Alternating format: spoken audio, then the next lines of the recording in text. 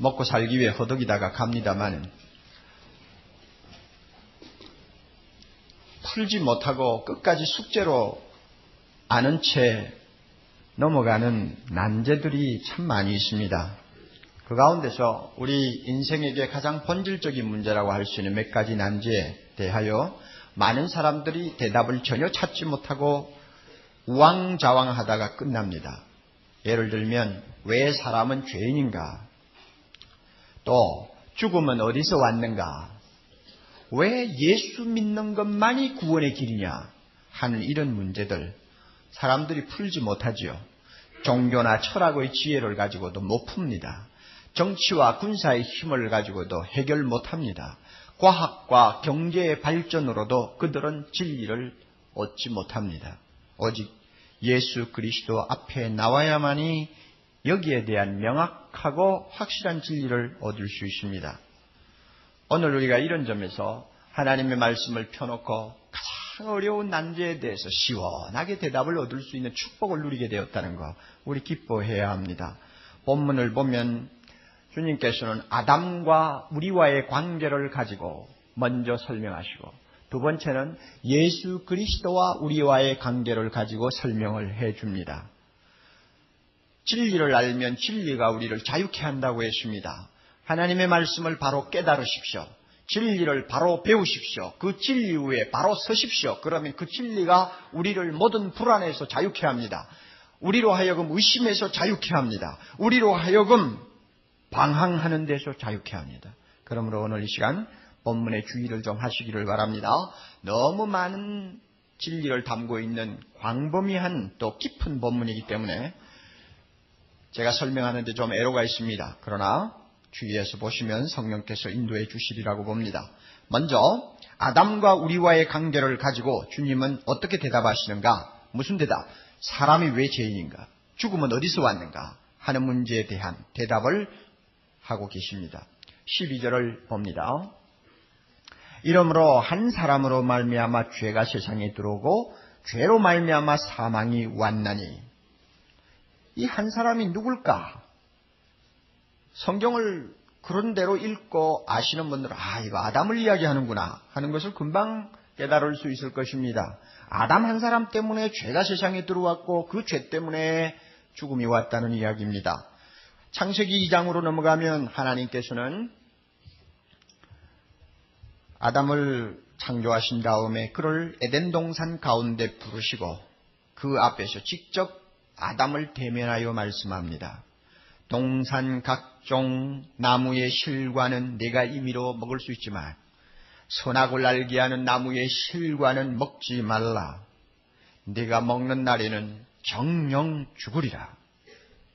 왜 하나님이 이와 같은 준엄한 법과 또 명령을 아담에게 주셨는가? 이것은 피조물의 위치가 창조자 앞에서는 순종하는 위치라는 것을 분명히 보여주기 위해서입니다. 피조물인 사람이 넘어서는 안 될 선이 무엇이라는 것을 가르쳐주기 위해서 하나님이 이 명령을 주셨어요. 창조자와 피조물이 같을 수는 없는 것이니까요. 그랬는데 불행하게도 아담은 하나님의 그 준엄한 명령을 가볍게 여겼습니다. 그래서 자기 아내와 함께 불순종하는 죄를 범하고 말았습니다. 그 결과 하나님이 그를 불러놓고 뭐라고 했습니까? 내가 너에게 먹는 날에는 정령 죽으리라 한 것처럼 너는 흙이니 흙으로 돌아갈 것이니라. 드디어 죽음의 선고가 내렸습니다. 사형 선고가 임한 것입니다. 우리 이것은 압니다. 그러나 한 가지 제가 여러분에게 꼭 확인하고 넘어가고 싶습니다. 창세기에 있는 인간 타락의 이 사건을 하나의 우화라고 생각하시는 분이 계실까 제가 두려워하는 것입니다. 하나의 설화, 우화 이런 식으로 이름을 붙여서 여러분이 가볍게 넘어가지 마시기를 바랍니다. 오늘 본문은 그런 거짓된 이야기를 들고 나와서 우리를 죄인이라고 말하지 않습니다. 믿으시기 바랍니다. 그런데 이와 같은 에덴 동산에서의 사건은 우리가 인정을 한다고 합시다. 그런데 성경을 보면 참 우리가 이해하기 어려운 문제가 대두됩니다. 12절 중간에 이와 같이 하는 말, 이와 같이. 이런 식으로 하는 뜻이요. 뭐 어떻다는 이야기입니까? 모든 사람이 죄를 지었다. 앞에서 한 사람 아담이 죄를 지었다고 나왔는데 그 다음에는 이런 식으로 모든 사람이 죄를 지었다 하고 결론을 내립니다. 그리고 그 결과 사망이 모든 사람에게 임했다. 참 이것은 굉장히 어려운 진리입니다. 왜 이와 같이라는 말이 성립이 됩니까? 왜 아담하고 우리를 똑같은 죄인으로 취급합니까? 왜 똑같은 형벌을 우리에게 내린다는 말입니까? 여기서 모든 사람이 죄를 지었다는 말에 대한 해석은 여러 가지 있습니다.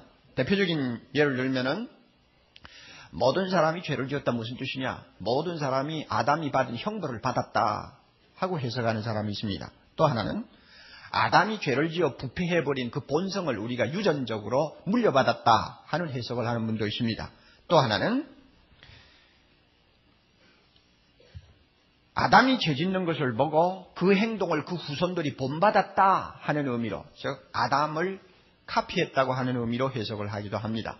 또 하나 해석이 있는데 그것은 아담이 죄 지을 때 우리도 함께 죄를 지었다 하고 해석을 합니다. 어느 해석이 옳은 것이냐? 물론 해석마다 부분적으로 옳은 진리를 담고 있습니다. 그러나 동시에 또 약점도 갖고 있습니다. 가장 성경에 가까운 해석을 찾으라면 마지막 해석입니다. 오늘 이 본문, 이와 같이 모든 사람이 죄를 지었다. 이 말은 쓸데없는 설명을 자꾸 붙이면 곤란해져 버립니다. 무슨 뜻이냐? 아담이 죄 짓는 자리에 우리도 같이 죄 지었다는 이야기입니다.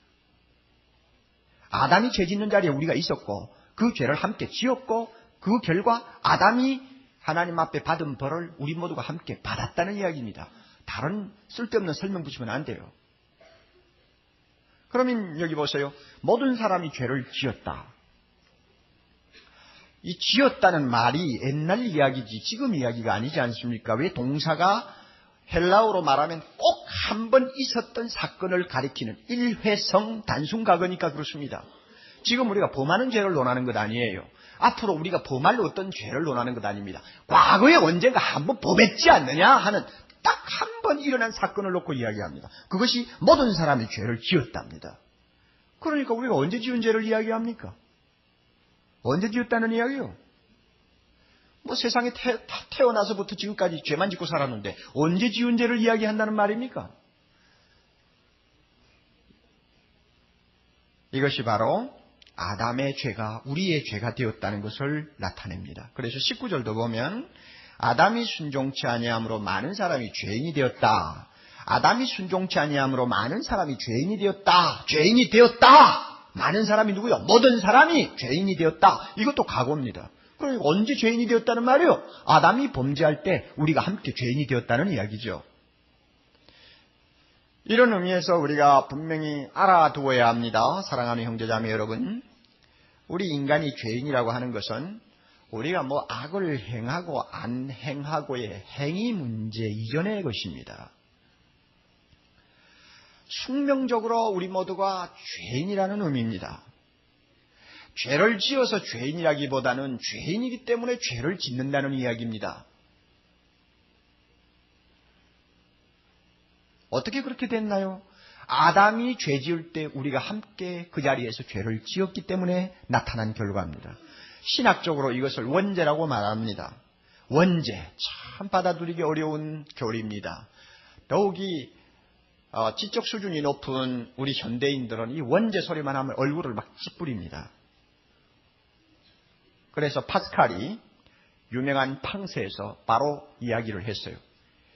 원죄는 인간의 눈으로 보면 매우 우스꽝스러운 이야기다. 그럴 수도 있죠. 또 말합니다. 이성을 가지고는 이것을 알 수가 없다. 아무리 머리를 짜고 생각해도 현대인은 깨달을 수가 없어. 왜냐하면 이성에 맞지를 않으니까. 또 이성은 자기의 어떤 방법으로 그런 원죄와 같은 이야기를 꾸며낼 만한 능력도 없어. 도무지 맞지를 않아. 이해가 안 돼. 그러니까 우스꽝스럽다는 말을 할 수밖에 없는 것입니다. 현대인들은 다 그렇게 받아들입니다. 그러나 여러분, 아무리 우리가 이성에 맞지 않는 교리라 할지라도, 아무리 우리가 또 납득을 할 수 없다고 할지라도 증거가 분명하면 부인할 수가 없는 것입니다. 우리가 아담과 함께 죄 지었다. 이해할 수 없어요. 나지도 않았는데 어떻게? 말도 안 되죠. 그러나 부인할 수 없는 증거가 분명히 있을 때는 우리는 손들어야 합니다. 그 증거가 뭔지 압니까? 13절, 14절이 대답입니다. 13절, 죄가 율법이 있기 전에도 세상에 있었으나 율법이 없을 때에는 죄를 죄로 여기지 아니하느니라. 그러나 아담으로부터 모세까지 아담의 범죄와 같은 죄를 짓지 아니한 자들 위에도 사망이 왕노릇하였나니. 좀 어려운 본문입니다만은 여러분 주의해 보시면 금방 이해할 수 있습니다. 잘 아시죠? 율법이 누구에게 율법이 임했습니까? 누가 율법을 받았습니까? 모세가 받았죠. 그러면 모세가 태어나기 이전의 세대는 수천 년의 역사인데 그동안의 사람들은 사실 명문화된 율법이라는 것이 없었다고 해도 과언이 아닙니다. 물론 없었죠. 하나님이 주시지 않았습니까? 그러면 그 사람들은 법이라고 하는 것이 있어봐야 양심의 법입니다. 약간 양심상 가책받는 것이 법이었어요. 그래서 모세 이전에는 사람들이 무엇을 가장 무서운 죄로 인정했느냐 하면 사람 죽이는 것, 즉 피를 흘리는 것을 가장 큰 죄로 생각했고 나머지 문제에 대해서는 대수롭지 않게 여겼습니다. 그래서 13절에 율법이 있기 전에도 죄가 세상에 있었지만 율법이 없을 때는 죄를 죄로 여기지 아니하였다. 이 참 재미있는 말입니다. 죄를 죄로 여기지 아니했다. 무슨 뜻입니까? 악을 행해도 죄가 안 되었다는 말입니까? 아니요. 하나님께서 그들의 죄를 인정 안 했다는 말입니까? 아닙니다. 그게 아니고 로마서 3장 20절 보면 율법은 죄를 깨닫게 하죠. 그런데 율법이 없었을 때니까 깨닫는 것이 좀 적었다는 말입니다. 또 로마서 7장 7절에는 탐내지 말라 하는 율법이 없었더라면 내가 탐심을 알지 못했을 것이다. 탐심을 죄라고 인정 안 했을 것이다. 그 말입니다. 마찬가지예요. 율법이 임하기 전에 사람들은 욕심내는 것을 죄라고 가책받고 괴로워하지 않았습니다. 자, 그렇다면 모세 이전에 사람들은 죄의식이 약했다는 의미입니다. 죄책이 가벼웠다는 말입니다. 웬만한 것 가지고 죄 지었다고 생각 안 했어요. 그러니까 하나님 앞에 내가 무슨 죄인입니까 하고 말할 수도 있죠. 사람 안 죽였으면 내가 무슨 죄 지었나요? 그렇게 할 수 있었다 그 말입니다. 그 다음에 14절에 또 재밌는 말이 있죠. 아담의 범죄와 같은 죄를 짓지 아니했다 그랬습니다. 이것은 모세 이전의 사람들이나 그 후에 우리들에게나 동일한 이야기입니다. 우리는 사실 아담이 죄 짓는 그 자리에 실제적으로는 없었지 않았습니까? 우리가 그 자리에 없었죠. 그리고 아담의 그 죄는 독특한 성격을 갖습니다. 하나님이 직접 아담을 불러놓고 면전에서 하지 말라 한 것을 범했기 때문에 이것은 막연히 법을 어긴 거하고는 성격이 틀립니다. 그런데 이 세상에 태어난 사람치고 하나님이 직접 그 사람 찾아가서 너 하지 말라 해서 안 하고 하는 일이 거의 없지 않습니까? 뭐 없죠, 하나도. 그러니까 아담의 죄는 독특해요. 그 독특한 죄를 우리는 범하지 않았어요. 두 가지입니다, 여러분. 모세가 오기 전 율법을 모르는 사람들에게는 죄의식이 약해서 자기가 뭐 특별히 죄인이다 하는 생각을 많이 안 가졌어요. 사람을 죽이지 않는 이상. 그리고 또 모세 이전이나 모세 이후나 모든 인간이 아담이 범하는 그 독특한 범죄 자리에 동참하지 않았어요. 그런데 왜 하나님께서 모든 사람이 죄를 지었다고 선언하느냐 그 말입니다. 그게 불합리하지 않느냐. 그럼 불합리하다고 우리가 부인하면 되나요? 부인할 수 없다는 거예요. 증거가 있어요. 뭐냐? 자, 이것입니다. 자기가 죄인이라는 죄의식이 있던 없던 죽음이 그 사람들을 끌고 가는 것을 한번 보라.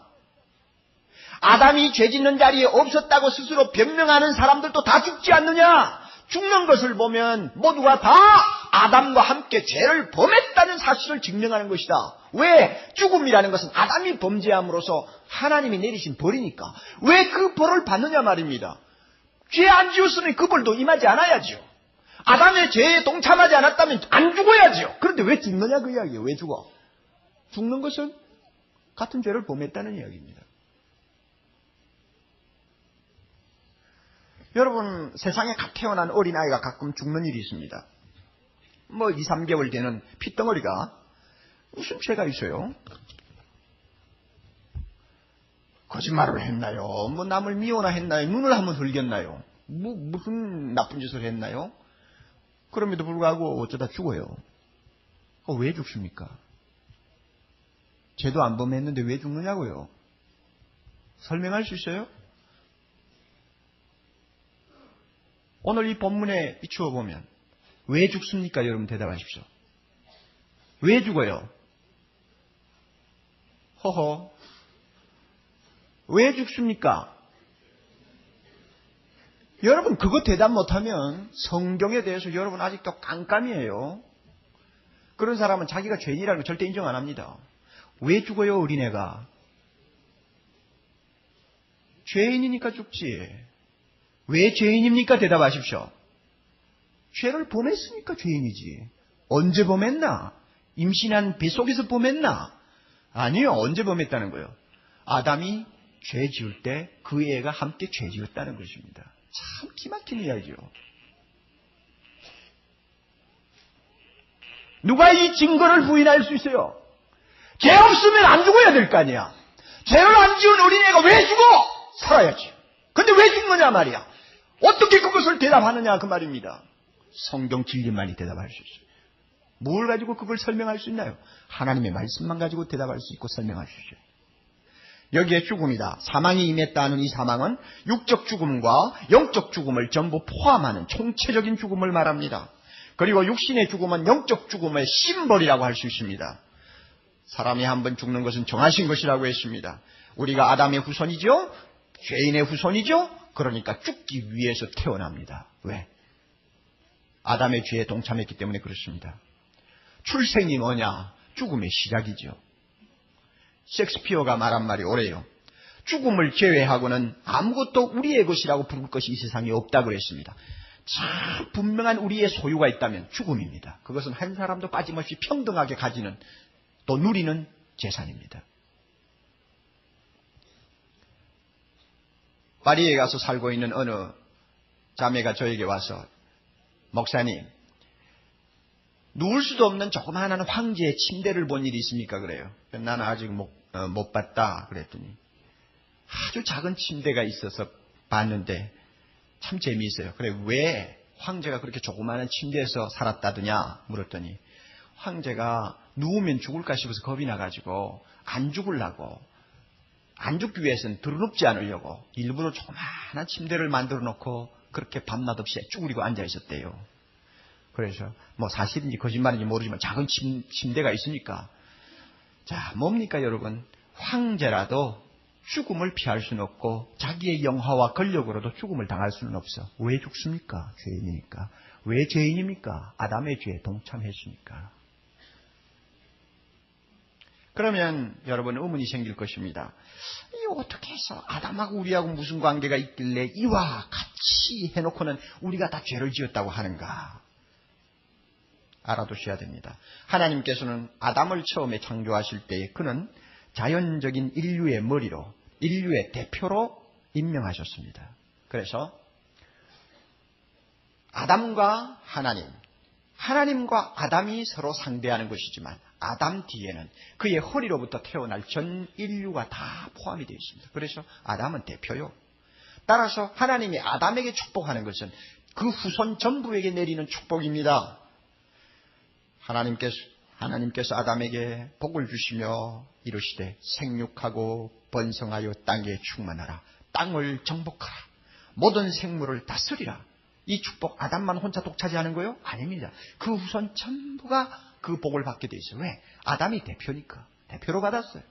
또 축복을 이와 같이 대표로 받았다면 아담이 행한 행동, 잘못한 범죄도 전부 그 후손이 함께 지게 되어 있었어요. 그래서 아담에게 내린 벌은 그 모든 후손이 함께 당해야 합니다. 그래서 하나님이 너 이 선악과 따먹으면 반드시 죽으리라. 반드시 죽으리라. 누구 보고 한 이야기요? 아담과 그 후손에게. 그래서 결국은 아담이 죄를 범하자, 대표가 죄를 범하자 후손인 우리는 공범자가 되어버렸고 아담이 사형 선고를 받자 우리 모두가 사형수가 되어버린 것입니다. 아담의 이와 같은 대표성에 대해서 여러분 왈가왈부할 필요가 없습니다. 창조자 하나님이 그렇게 임명하셨기 때문에 우리가 아무리 떠들어도 소용이 없어요. 성경에 보면 이 대표성에 관한 이야기들이 많이 나옵니다. 좋은 예가 하나 있어요. 노아 홍수로 인해서 사람들이 전부 떼죽음을 당했습니다. 그리고는 노아 8식구만 살아서 겨우 이 땅에 종족을 남기게 되었죠. 방주에서 나온 노아가 농사를 지었는데 특히 포도를 재배했습니다. 포도 농사가 잘 되었어요. 얼마나 참 탐스러운 포도들이 많이 맺혔는지 잔뜩 따가지고는 포도주를 담아서 만들었습니다. 그리고는 노아가 그 포도주를 마셨어요. 마시다 보니까 술이 술을 마신 꼴이 되어버렸습니다. 취했어요. 노아는 술이 취하면 벌거벗는 버릇이 있습니다. 술 취하면 참 별의별 행동이 다 나오죠. 어떤 사람은 오래 고함을 치는 사람이 있고, 어떤 사람 막 부인을 두들겨 패는 사람이 있고, 어떤 사람 밤새도록 우는 사람이 있고요. 또 어떤 사람은 무조건 자는 사람이 또 있어요. 그거는 참 양호한 편이죠. 자는 것은 양호해요. 그런데 노아는 벌거벗는 형이야. 그래가지고 완전히 벌거벗고 들어누워버렸어.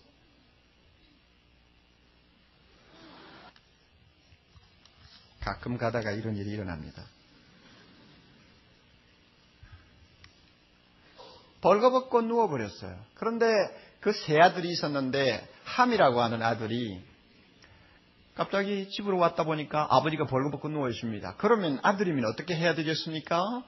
아무 말 하지 말고 옷을 갖다가 좀 덮어드리든지 하고는 입 딱 씻고 모른 체 하면 끝날 텐데, 이놈의 병신 같은 자식이. 자기 형제들에게 가가지고 아이고 아빠가 막 벌거벗고 누워있다, 와봐 이랬단 말이에요. 그래가 세 형제가 오게 됐는데, 그래도 나머지 두 놈은 그래도 좀 센스가 있는 놈이라 우리가 어째 아버지 벌거벗은 것을 보느냐. 그러니까 자 어떻게 할까. 그래 이논해가지고는 큰 이 옷을 뒤로 걸쳐가지고 뒷걸음질을 쳐서 들어가가지고는 휙 하고 아버지를 덮어줬어요. 나중에 노아가 깨어가지고 자초지종을 다 알아보니까 이놈의 함이라는 아들이 이건 도무지 버르장머리 없이 했단 말이에요. 그래서 함을 불러놓고 아버지가 뭐라고 합니까? 가나안은 함의 별명입니다. 가나안은 저주를 받아 그 형제 종이 되기를 원하노라. 기가 막힌 저주를 해버렸어요. 자, 그랬으면 그 저주가 함에게만 임한 것이냐? 그랬으면 얼마나 좋겠어. 그런데 성경을 보면 이 함의 저주가 함의 자손들에게 그대로 임해버렸습니다. 이게 대표입니다. 뭘 보고 하느냐? 함이 누구요? 시편 106편 21절 22절 보면 애굽에 사는 사람들이 함의 자손이라고 그랬습니다. 그러니까 아프리카 족속들이요. 아프리카의 검둥이들이요. 아프리카 검둥이들이 함의 후손이란 말이에요. 그런데 오늘날 역사적으로 볼 때 아프리카 사람들만큼 종이 된 신세들이 있습니까? 지금까지? 노아의 저주가 그대로 임해버렸어요. 그래서 제가 공부할 때 보니까 아프리카에서 온 유학생하고 대만에서 온 유학생하고 둘이 싸우는 걸 봤어요. 뭘 가지고 싸우느냐? 대만에서 온 학생은 자, 이 함이 누구냐? 너희 아프리카 사람이다. 그럼 어떻게 또 왜 그런 소리를 하지? 함이 누구냐? 아프리카 사람이다 하니까 그 아프리카 애들이 화가 나서 견디겠어요? 증명해라. 어떻게 우리가 함의 자손이냐? 하고 대드는 거예요. 증명이야 간단하죠. 시편 갖다 들이대면 간단한데 이 대만 학생이 좀 무식했는지 시편을 대지 못하고 계속 논쟁만 하는 거야. 그래서 1시간 동안 구경 잘했죠. 내가 끼어들 필요는 없으니까. 그러나 우리가 볼 때 함이 저주받았나요? 그의 후손이 저주받았어요. 이게 대표입니다. 지금 우리가 신문을 보면 위안부 참 이 정신대 하는 이야기들이 얼마나 자주 납니까? 너무 가슴 아프고 너무 부끄럽고 너무 정말로 기가 막힌 이야기들. 그런데 우리가 이런 참 치욕스러운 사실들을 보면서 침략자 탓만 해서는 안 됩니다. 못난 조상 탓도 해야 돼요. 네? 우리가 잘 알다시피 19세기 후반부터 일본은 명치 유신 치하에서 서구 문명을 받아들여가지고 1차 산업혁명, 2차 산업혁명을 다 성공적으로 완수해서 근대화되어가는 국제 정세에 대비하고 있었잖아요. 그런데 그동안 우리 조상은 뭐 했느냐? 그 말입니다. 뭐 했느냐? 날마다 갓쓰고 대문 앞에 서서 이리 오너라 하는 걸로 끝났단 말이에요. 그런 못된, 그런 정신 빠진 조상 두었기 때문에 후손이 그 꼴이 된 거 아닙니까? 그걸 누가 부인합니까? 12살, 13살 먹은 애가 무슨 죄가 있습니까, 여러분? 세상 역사를 보아도 우리가 이 대표라는 것, 이거 무시 못합니다. 우리가 죄인이 되고 우리가 죽음을 피할 수 없는 운명이 된 것. 조상 탓. 누구 조상이요? 아담 탓. 못된 놈. 자, 아담 탓이요. 신학적으로 이걸 죄의 전가라고 합니다. 조상의 죄가 우리에게 넘어왔다는 말입니다. 이거 부인하면 안 됩니다. 그래서 우리가 오늘 읽은 본문 보면 아담과 우리 사이에 끊을 수 없는 관계가 얼마나 중요한가를 5번이나 반복해서 말합니다. 15절에는 한 사람 아담의 범죄로 인하여 많은 사람이 죽었다. 16절에는 심판이 한 사람 아담으로 인하여 정죄에 이르렀다. 17절에는 한 사람 아담의 범죄로 말미암아 사망이 왕노릇하였다. 18절 한 범죄, 아담이 범한 한 범죄로 인하여 우리 모든 사람들, 많은 사람이 정죄에 이르렀다. 19절 가서는 한 사람 아담의 순종치 아니함으로 많은 사람이 죄인이 되었다. 반복해서 우리가 아담의 후손이라는 것, 아담은 우리의 대표라는 것을 지적하고 있습니다. 그래서 아담 때문에 우리는 죄인 되고 죽었습니다. 자, 그러면 예수 그리스도와 우리와의 관계를 간단히 정리합시다. 14절 끝을 봅니다. 아담은 누굽니까? 오실 자의 표상이라 하는 말이 나오죠. 아담은 오실 자의 표상이다. 이 말은 오실 자는 예수 그리스도를 말합니다. 아담이 인류의 대표가 되었습니까? 예수님도 새로운 백성의 대표가 된다는 말입니다. 아담이 인류의 머리가 되었습니까? 장차 오실 예수 그리스도는 믿는 자의 머리가 된다는 것을 지금 이야기하는 것입니다. 이런 의미에서 아담은 하나의 타입입니다. 예표입니다. 표상입니다. 고린도전서 15장 22절에는 더 분명하게 말씀했어요. 아담 안에서 모든 사람이 죽은 것 같이 그리스도 안에서 모든 사람이 삶을 얻으리라. 그래서 아담 안에서 죽었다, 그리스도 안에서 살았다. 이래서 아담 안에서 그리스도 안에서, 아담 안에서 그리스도 안에서 이 대칭을 이룹니다. 그래서 예수님을 제2의 아담이라는 말로 표현하기도 합니다. 예수님은 오셔서 우리에게 의를 주셨고 예수 그리스도는 오셔서 우리에게 사형선고 대신에 영생을 안겨주셨다고 말씀했습니다. 그래서 18절 넘어갑니다. 그런즉 한 범죄로 많은 사람이 정죄에 이르렀습니다. 아담 하나로 인해 우리 모두가 죄인이 되었다고 말입니다. 그런데 의의 한 행동으로 예수 그리스도께서 의의 한 행동 무엇입니까? 이것은 순종을 말합니다. 순종하심으로 말미암아 많은 사람이 의롭다함을 받고 의인이 되었고 생명의 영생을 얻게 되었다는 말입니다. 19절은 더 간결하게 표현합니다. 한 사람의 순종치 아니함으로 아담이 순종 아니함으로 많은 사람 우리 전부가 죄인 되었지만은 한 사람 예수 그리스도가 하나님께 순종하심으로 많은 사람이 의인이 되었습니다. 할렐루야. 예수가 우리에게 이와 같은 은혜를 주셨어요. 그러면 예수의 순종은 어떤 순종이냐? 예수님은 갈라디아 4장 4절에 보면은 사람이 되어서 이 세상에 태어난 것부터 하나님께 순종하는 일이었습니다. 그리고 그는 율법 아래 태어났습니다. 율법을 만드신 분이 율법을 지키기 위해서 이 세상에 태어났습니다. 이게 순종이요. 그래서 그가 세례를 받을 때에 세례 요한 보고 이렇게 말씀했어요. 나에게 세례를 베풀라. 우리가 이와 같이 하여 모든 의를 이루는 것이 합당하니라. 모든 의를 이룬다는 말은 하나님께 순종하는 것이 합당하니라. 이렇게 말씀했습니다. 겟세마네 동산에서 십자가를 앞에 놓고 그가 기도하실 때 아버지여 내 뜻대로 마옵시고 아버지의 뜻대로 하옵소서. 왜 아버지 뜻대로 하라고 합니까? 순종하는 분이기 때문에 그렇습니다.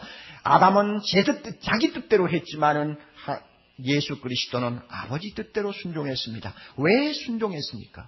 우리가 불순종했으니까. 그래서 예수님의 순종은 능동적인 순종이요 자발적인 순종이었습니다. 그래서 우리의 불순종 대신에 주님이 대신 순종하심으로 우리를 죄에서 건지시고 우리를 죽음에서 건지려고 주님께서 순종하신 것입니다. 믿습니까? 이 대신 순종의 은혜 우리가 잊지 말고 항상 기억해야 합니다. 얼마나 고마우신 주님이신지 모릅니다. 예수님이 이렇게 순종하심으로 우리에게 주어진 축복 15절 은혜의 선물을 넘치게 받았습니다. 그럼 무슨 은혜를 넘치게 받았느냐? 16절 19절 의롭다 하심을 받는 것입니다. 이제는 죄인이 아니요 의인이 되었어요. 예수 믿기만 하면 의인이 되었습니다. 아담은 우리를 죄인으로 만들었지만 예수님은 우리를 의인으로 만들었어요. 그 다음에 17절 18절 21절에는 예수님이 순종함으로 인하여 이제는 우리는 죽음의 종이 아니라 생명 안에서 왕노릇하는 사람, 영생 얻은 사람이 되었습니다.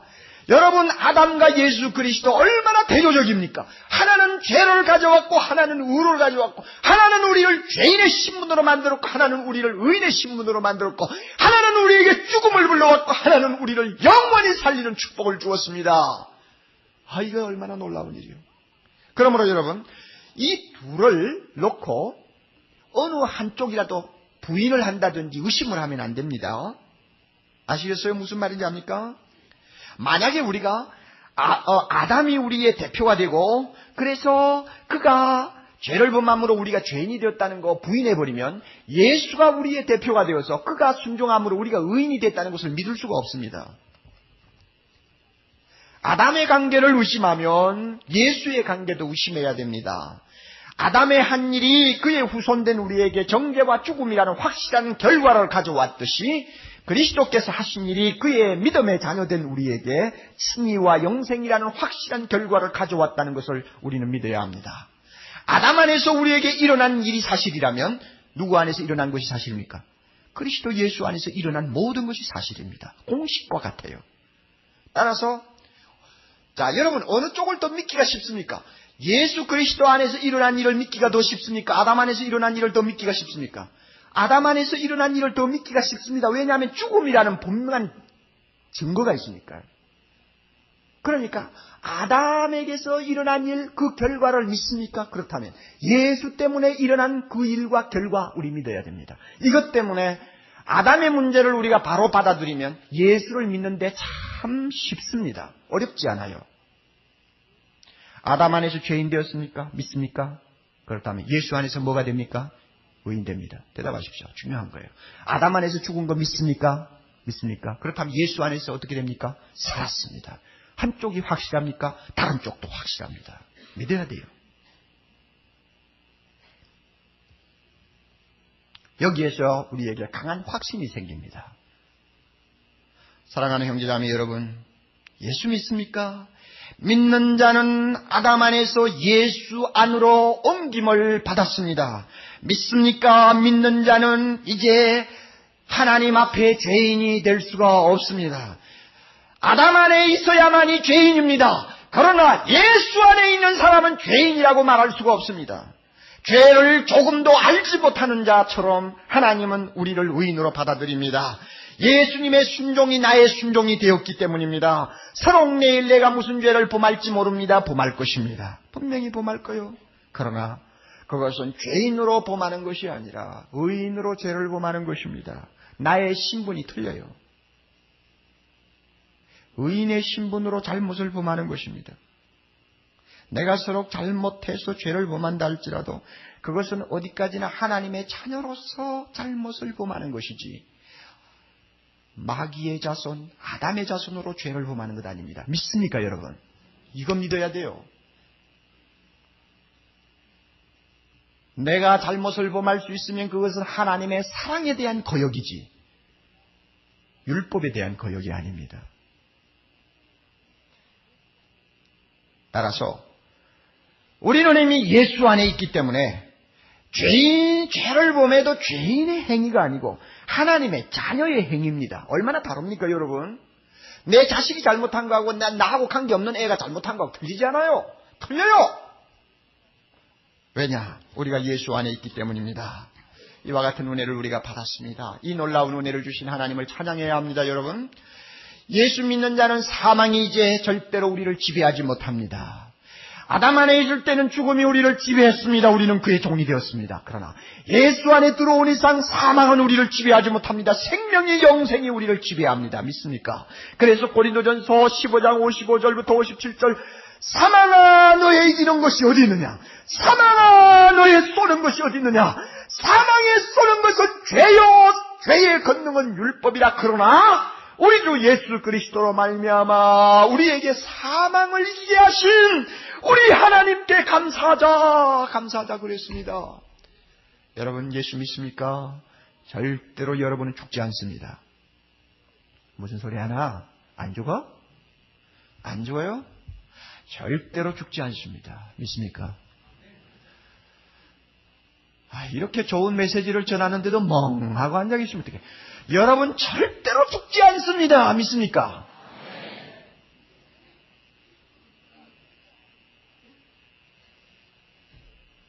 참 기막히네, 기막혀. 예수 안에 있으면 절대 죽지 않습니다. 믿습니까? 왜 웃어요? 왜? 예수 안에 있으면 절대 안 죽어요. 우리가 죽는다는 것은 잔다고 합니다. 우리의 육신의 생명이 떠나는 것은 영원히 살기 위해서 황금마차를 오르는 것입니다. 믿습니까, 여러분? 믿습니까? 썩을 몸이 썩지 아니할 몸을 덧입는 것을 말합니다. 우리에게 죽음이 없어요.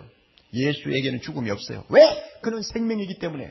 제가 거짓말하나요? 요한복음 10장 28절 주님이 말씀하셨어요. 내가 저희에게 영생을 주노니 죽음을 주노니가 아닙니다. 영생을 주노니 영원히 멸망치 아니할 터이요 또 저희를 내 손에서 빼앗을 자가 없으리라. 아멘. 우리는 안 죽어요.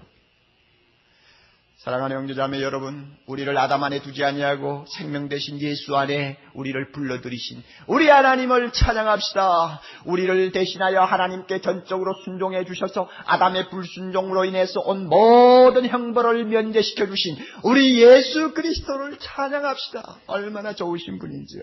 예? 나 같은 건 무엇인데 아담 안에서 끌어내서 예수 안에 넣어줬습니까?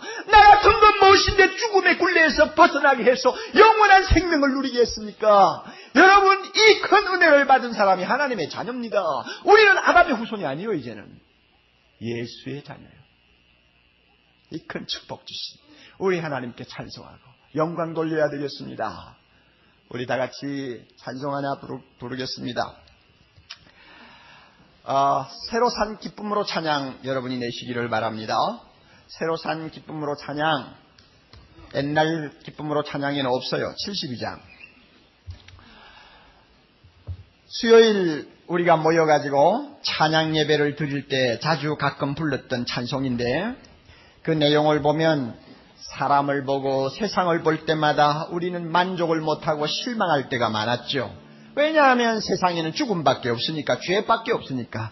그러나 나의 하나님 그분을 만났을 때 나는 드디어 만족할 수 있습니다. 예수님을 만날 때 드디어 우리는 만족할 수 있습니다. 왜? 그분은 우리를 사망에서 끌어내어 영원한 영생을 얻을 수 있는 자리에 옮겨주셨기 때문입니다. 그 아름다운 하나님, 그 아름다운 주님을 찬양해야 되겠습니다. 72장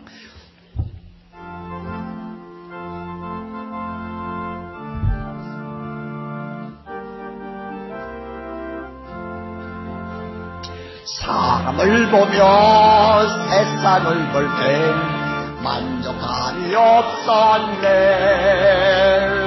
나의 하나님 그분을 볼 때 나는 만족하였네. 아멘. 저기 빛나는 태양을 보라. 저기 서 있는 산을 보라.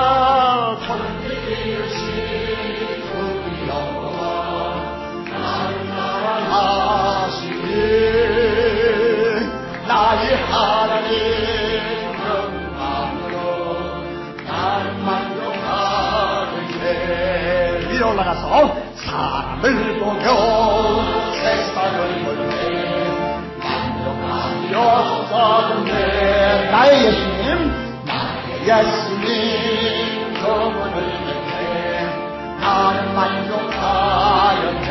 저 아래로 내려와서 동남북으로 불어라 서북으로 불어라 다시 만들까 예수 향기 할렐루야 아멘. 다시 만들까 예수 향기 할렐루야 아멘.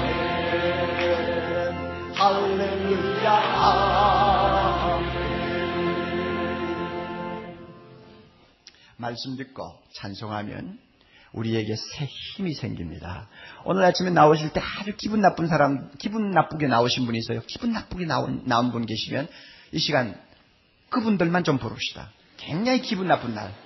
아침부터 막 집안에서 좋지 않은 일들만 일어나가지고 기분 나쁘신 분들만 불러도 돼요. 자, 여러분 보세요. 기분 나쁜 분들 더 크게 부르셔야 됩니다. 그런데 이거 부를 때 보면 곡이 막 가사가 어디로 가는지 잘 모르죠. 우리 50대 이상은 참 힘들어요. 그런데 앞에 한 번 부르고 1번 부르고 또 올라가서 부르고 2번으로 내려오는 거예요. 아시겠죠? 그렇게 알고 자, 쉬운 곡이니까 한번 다시 힘있게. 자, 얼마나 우리 예수님 좋아요. 예. 삶을 보여 어선해 그렇습니다. 하나님 그분에게 나는 만족하는데 할렐루야. 거기 빛나는 태양을 보라 전소이던 산을 보라 범죄를 우리 넘어 나를 사랑하시니 할렐루야. 나의 하나님 나는 만족하겠네. 아멘. 삶을 보며 세상을 볼때 만족하기 없었네. 나의 예수님 그분을 위해 나는 만족하겠네. 할렐루야. 동남부가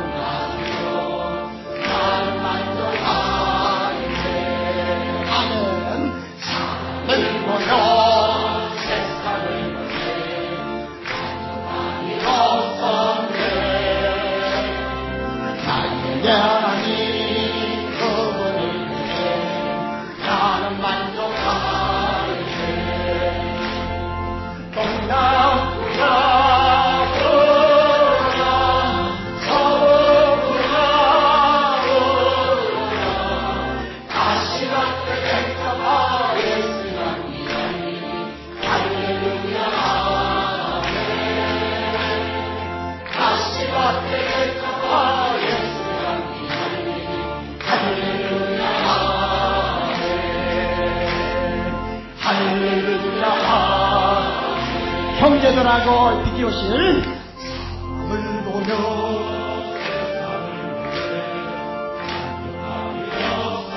비교실도 같이 부르세요.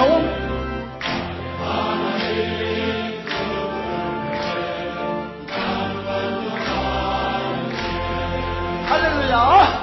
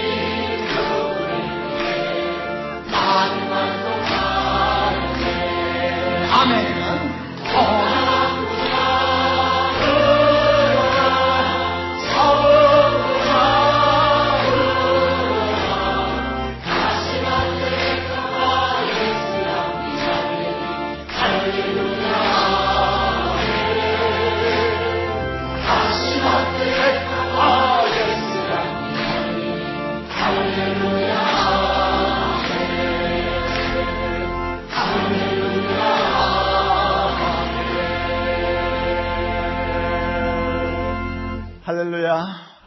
예, 다 같이 머리 숙이십시다. 사랑하는 형제자매 여러분, 오늘 중요한 진리 여러분이 두고 갑니다. 예수 믿습니까? 분명히 믿으면 나는 아담 안에 있지 않습니다. 믿으십시오. 아담 안에 있지 않기요. 예수 그리스도 안에 있습니다. 예수 그리스도 안에 있으면 우리는 죄인이 아니에요. 예수 그리스도 안에 있으면 죽음이 우리를 지배하지 못합니다. 이거 분명히 믿고 세상 살아야 돼요. 사람을 봐도 실망할 것뿐이고 세상을 보아도 마음의 만족이 뭐 있어요? 예수 안에서 우리에게 엄청난 선물 주신 주님께 감사하고 주님 바라보고 세상 살아야죠. 거룩하신 하나님 아버지 감사합니다. 나 같은 것이 무엇이길래 아담의 자손으로 태어났어. 죄인으로 태어났어. 죽을 자로 태어났어. 소망이 없었던 난데 주님 무엇이길래 이렇게 사랑하셨어. 예수 믿게 하시고 나도 모르는 사이에 아담의 품에서 나를 빼앗아 예수님의 품에 안겨주셨으니까 하나님 너무 감사합니다. 주님 이거 믿고 살게 하옵소서. 내가 지금 누구 품에 있다는 것을 확신하고 살게 하옵소서. 이 가운데 아직도 믿음이 적은 형제자매들 많이 있습니다. 주님 이들이 진리를 깨닫지 못해서 하나님의 놀라운 은혜를 잘 몰라서 아직도 믿음이 약합니다. 주여 오늘 들은 말씀 새기고 또 되새겨서 내가 예수 믿는 것이 분명할진데 나에게 말로 다 할 수 없는 엄청난 변화가 일어났다는 사실을 꼭 믿고 이 세상에 살면서 하나님의 자녀답게 의의 자녀답게 죽음을 이긴 사람답게 영생을 소유한 사람답게 이 세상을 힘있게 또 기쁘게 밝게 살아갈 수 있는 귀한 주의 자녀들 되게 하옵소서. 예수님 이름으로 기도하옵나이다.